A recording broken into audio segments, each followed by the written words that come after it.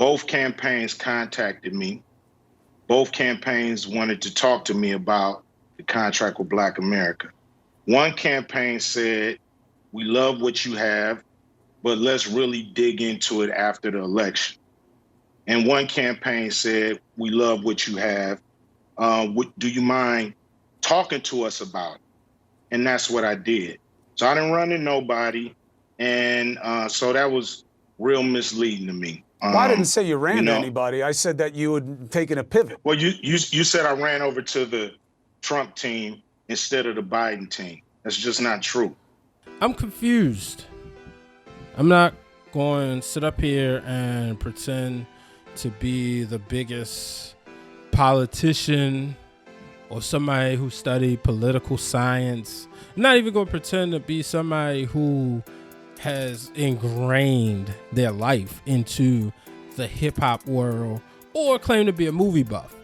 But one thing I do know is Ice Cube has been a cultural icon. Ladies and gentlemen, Brian H. Waters here with an episode of, I guess I should say, an episode of Breaking Through the Glass Ceilings with Uncomfortable Conversations. I want to make sure I pronounce that right. Have good grammar on here. This podcast is brought to you by B. Waters Productions. It is the trending topics segment of this podcast. Now, this episode will not be one in which I give you an opinion or tell you why I feel you should do this or do that. I know a lot of people have been having a lot to say as far as Ice Cube is concerned, but instead, I'm just simply asking a question. Should we cancel Ice Cube? I saw a lot of commentary on Twitter, and for those who do not know, if you're just a fan of the podcast, but you may not keep up with the news, let me brief you on what's going on. So, Ice Cube, it was revealed that he had met with the 45th president of the United States, Donald Trump, and his group about his contract with Black America. His contract with Black America is pretty much a discussion and a contract that focuses on what can be done to help Black people. He doesn't want to hear about people of color or minorities. He wants to focus on Black people. Now, he's not discrediting those people, but what he is saying is that we have to focus on ourselves. So when the word got out that he met with them, it was taken out of context. There was people who said that he endorsed Donald Trump and didn't endorse Joe Biden. Well, but you are working with the Trump team instead of the Biden team, and people are giving you heat for it. What do you say to them? Well, I'm willing to work with both teams, but I'm just working with whoever is willing to work with me. So the Trump campaign came to me and asked me to explain to them some of the contract with Black America. That's what I did. I'm not playing no more of these games, these political games. We're not part of a team. We have very broad problems, especially the wealth gap in this country when it comes to Black Americans. So I'm going to whoever's in power, and I'm going to speak to them about our problems specifically. I'm not going there talking about minorities. I'm not going there talking about people of color or diversity or none of that stuff. I'm going there for Black Americans, the ones who are the descendants of slaves. And that's what I'm going to talk to anybody who's in power with that. So if anybody got a problem with that, it seems like a personal problem. At the time of this podcast recording, we're about 20 some odd days before the 2020 election. If you haven't done so, I guess this is the part where I gotta tell you, if you haven't done so, please go vote, which I have my ballot, so I will be voting. And just before I go into that, I'll say that for me, voting was something I couldn't wait to do, mainly because my mother voted. And because she voted, she would take me and my sister Megan to the polls with her. Ever since we was like 5 or 6 and we could go in. I remember they used to have like this curtain. You went in and they had to like pull some of my older listeners know exactly what I'm talking about. I'm 34. By the time I started voting, it was all computers, but they had to like pull these things. And so I remember that. And I remember being like, man, I can't wait till I can vote. And the first time I did vote was the 2004 presidential election. The candidates was George W. Bush and John Kerry. So that's just some background. But yeah, so Ice Cube, he clarified his statements. Now, Roland Martin, I didn't get a full chance to watch the full conversation, but to my understanding, Roland Martin, and based on Twitter, so you could take that with a grain of salt if you didn't see it, but Roland Martin kind of got him caught up on a few things. But what I did see that he was on CNN. And when he was on CNN, he clarified things. And that's what brought me to the podcast.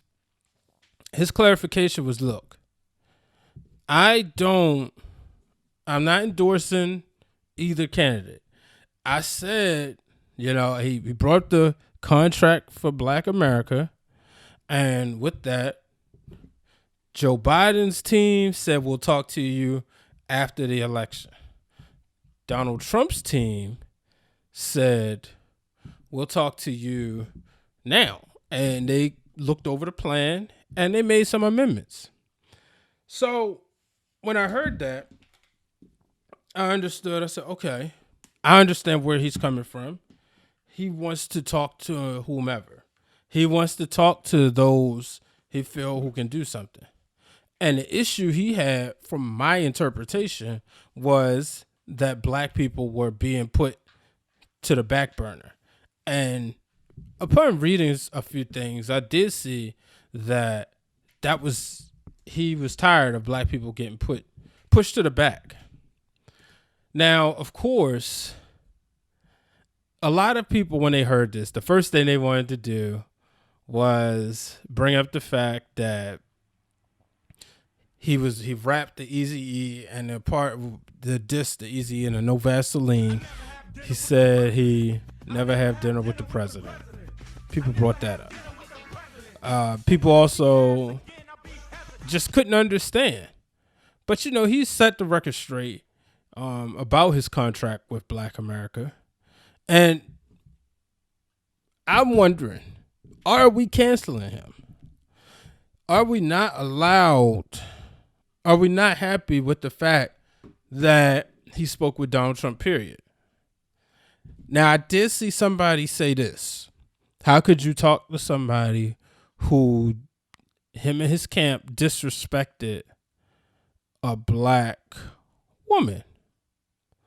That being Kamala Harris, the candidate for vice president. So I understood that part. I thought about a few years ago when Donald Trump was elected president of the United States. I thought about when Ray Lewis and Jim Brown met with him and Steve Harvey met with him. And a lot of people were upset.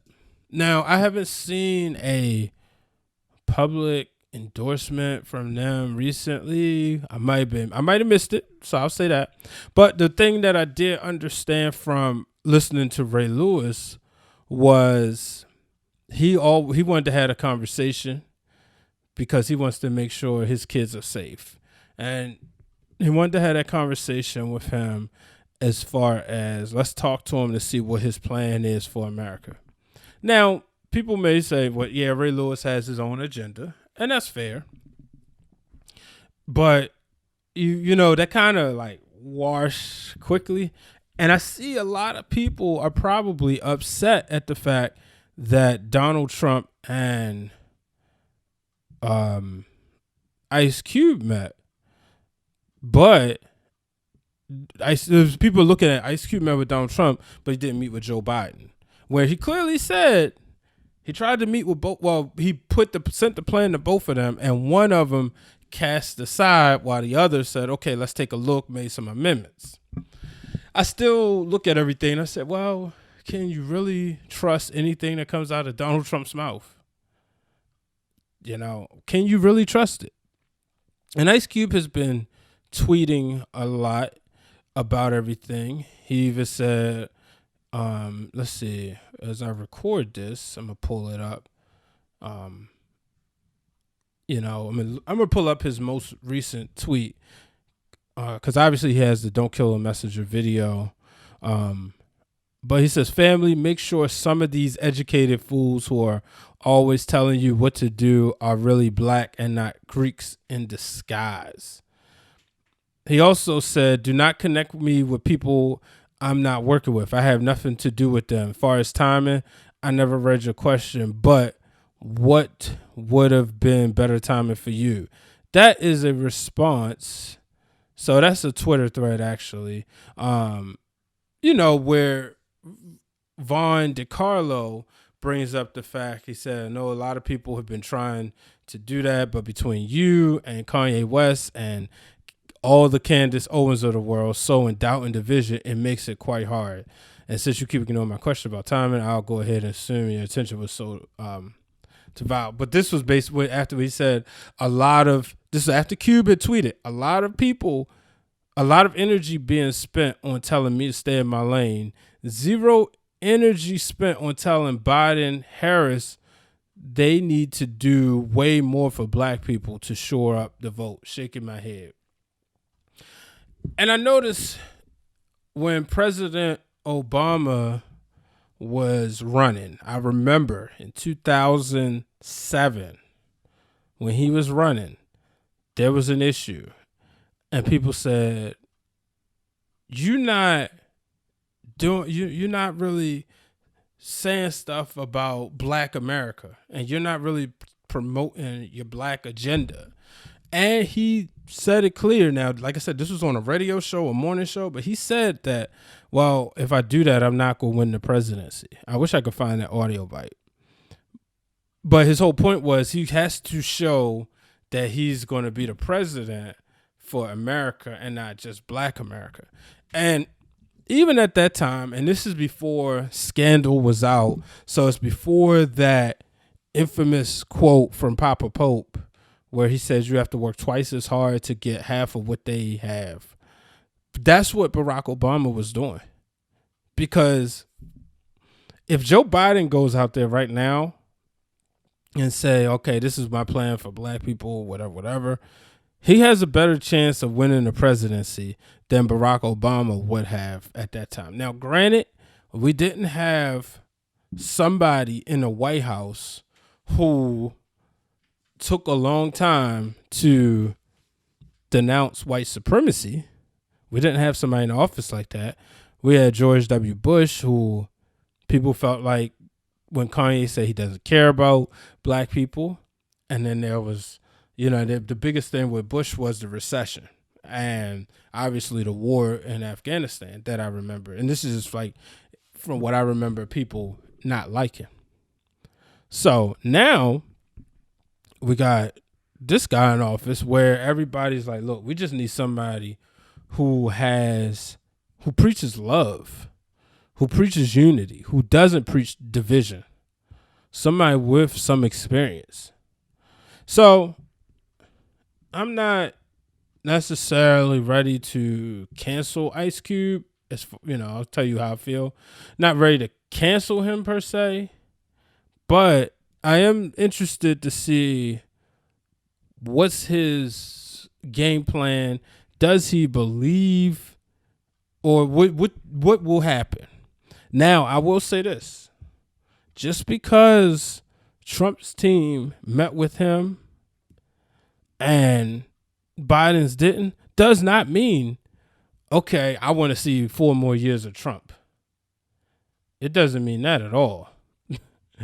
Just because they decided, or even if, to be honest with you, even if they got rid of, didn't even address Ice Cube or said, no, we're not going to pay attention, that does not mean I'm pro Donald Trump by any means. Because quite frankly, I'm interested in what the contract for Black America is.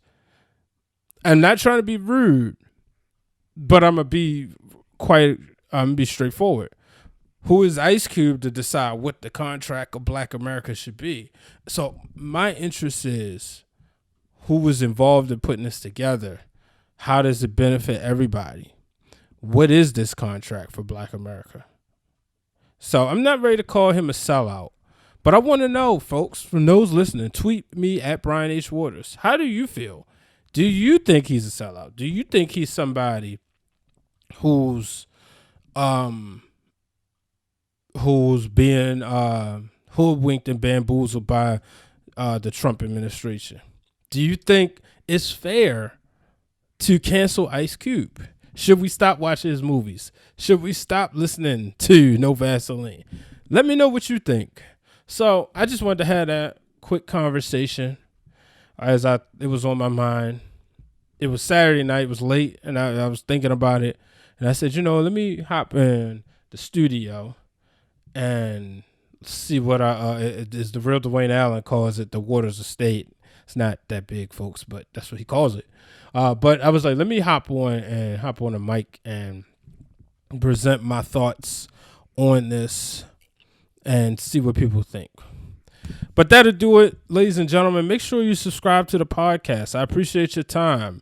Let me know what you think, though, because, obviously this affects all of us moving forward as we get ready to go into this election season. Well, we're in the midst of election season. I hope everybody's voting. I think at this point, let's be real, I think at this point, people who were thinking about voting will vote. I mean, I know the ads are saying do it. Everybody's saying vote.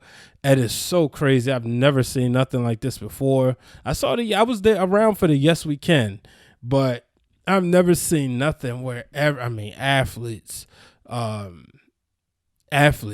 TV shows, everybody's saying go vote. I don't watch cartoons, but I wouldn't be surprised if the cartoons said, kids, tell your parents to vote. And so it's something that I know a lot of us took for granted. I can tell you, I don't think we ever will again. But pay attention to your locals, please.